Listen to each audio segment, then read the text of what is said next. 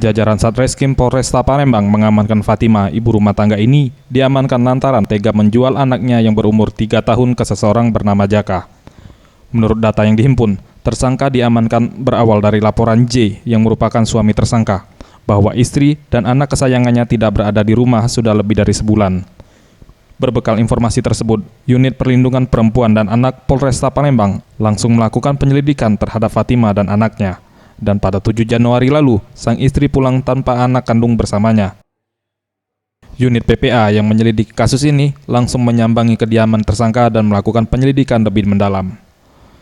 Kapolresta Palembang, Kombes Pol Wahyu Bintono Haribawono mengatakan hasil penyelidikan terungkap bahwa sang ibu telah menjualkan putrinya seharga 20 juta rupiah dan hasil dari penjualannya tersebut digunakan untuk membeli pakaian serta narkotika jenis sabu yang telah ia pakai. Dan saat ini putri kandungnya telah bersama keluarga ayahnya.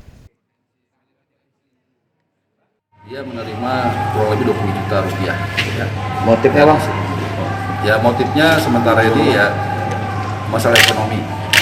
Dan yang bersangkutan dari hasil pemeriksaan sampai saat ini bukan bagian dari jaringan human trafficking.